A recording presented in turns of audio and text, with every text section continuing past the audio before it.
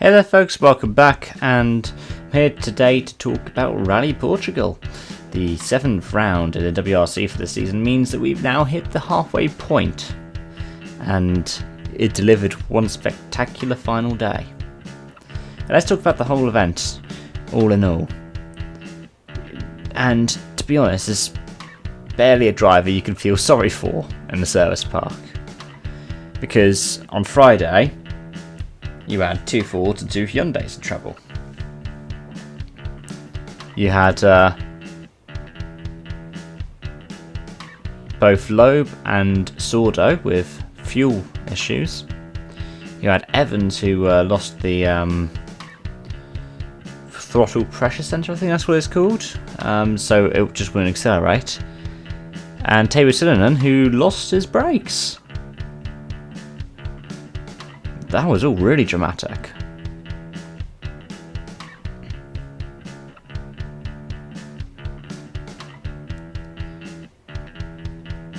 Then, as the event went on, you had to feel sorry for Jari-Matti. The damper issues. You had to feel sorry for Esa-Pekka Lappi with his crash on the final leg. You had to feel sorry for Gus Greensmith with his crash in the final stage, and Chris Meek, of course, as well, with his crash in the final stage.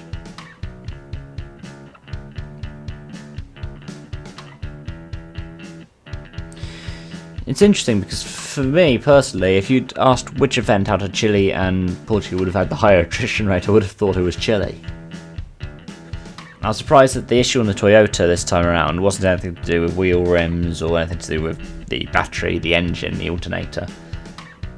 It's to do with the dampers.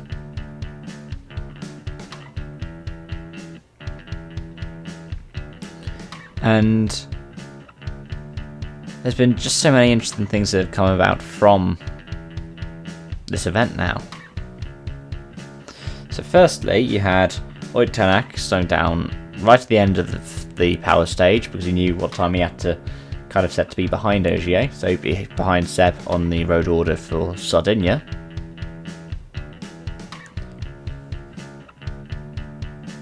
You had on top of that Ogier lashing out at Andrea Adamo because of Adamo's use of tactics to help Thierry with the road order when Loeb and Sordo were further down, so move them further back so Thierry would have a cleaner road and Ogier wouldn't necessarily have a cleaner road. And I think to some degree fair enough.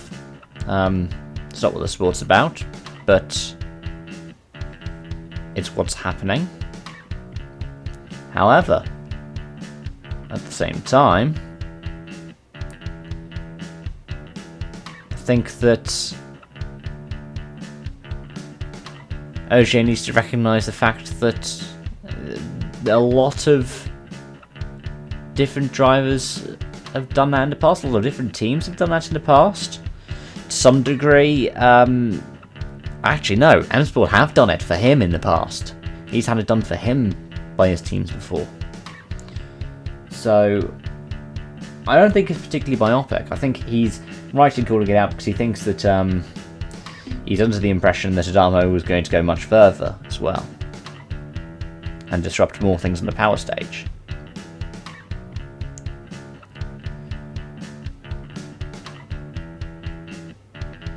But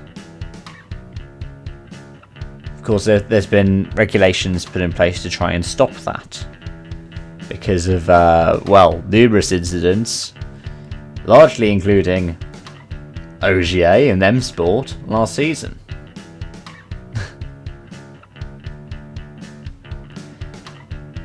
And to be honest, I don't really mind the tactics so much. Like, I don't like it. I don't like the fact that they're going to do things like this, but it's nothing worse than what happens in F1. In my opinion, at least. As for any other kind of opinions, I liked one little bit that they did, which was the kind of use of the red flag. And we've been seeing this in rallies this season. The argument's more of nominal times and red flags. I think it's much better in terms of safety, and it's something that all championships should follow. I think Colin Clark made a good point of this. I think it was Lekanyuk in the ERC last week got caught doing something like 5 or 6 times the speed limit in a road section. And there should be tougher sanctions on it, but there should also be a greater presence for all of this kind of safety in sport. And with all the kind of tragic accidents we've been having in running at the moment, there was one in Germany, I believe, just about a week ago. I'm glad to see action gets taken, and it should come down from the highest levels and just kind of filter down.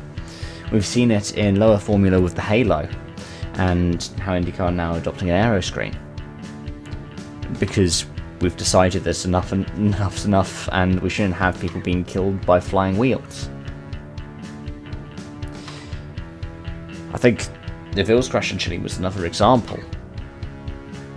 Very quickly there was medical evac, just in case there was any broken bones. The cars are now so strong that he could take a 25G impact without any kind of thing, but a slightly damaged knee, but it didn't even affect his driving, because as we saw this weekend, he got back in the car and came second place, only 16 seconds away from a rally win. Now, what do I think this is going to do for the championship? We're at the halfway point now. Well, I mean, I'm pretty sure that Tanak's got it. I think if you ask anybody who's been following this season, they'll go, yeah, Tanak's got it. But at the same time, if we look at what events are coming up, you've got Italy, where Tanak didn't finish last season because of, reliability issues. You've got Finland, where Toyota are just dominant. Germany, where, again, Toyota can be on the edge, but it's a lot more kind of level, I think, in Germany now, or in tarmac events, as we saw with Corsica. Ford have the potential to do well. Turkey, Toyota managed to be, again, quite dominant there last season, but that was because they managed to survive on a notoriously tough rally. Britain, they had reliability issues. Spain, they had issues with the wheel rims. Australia, there were crashes. There is a chance that Ogier could pull off another title. There's a chance that Neville, if certain mistakes aren't made again this season, could pull off a title. At this point, I think that we're going to see a split in where the titles go. I think Hyundai will win the manufacturer's title, but I think that the driver's title will go to Tanak. Or otherwise, Neville might get the driver's title and Toyota pick up the manufacturers. Or Ogier with, not Citroen, getting the manufacturers. But I want to see an M Sport win. I really do. And coming up, we've got 2 of the next 3 events being ones where M Sport can really challenge. And that's what I like about WRC this season.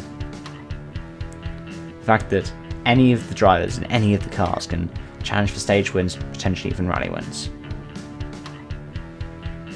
Plus in Italy we've got 4 Toyotas, and I want to see how Juho Hänninen does. Anyways, I think I've gone on for long enough now with this video, and you might be getting a bit distracted. So, I want to thank you all so much for watching, and I hope to see you again soon. Bye bye for now.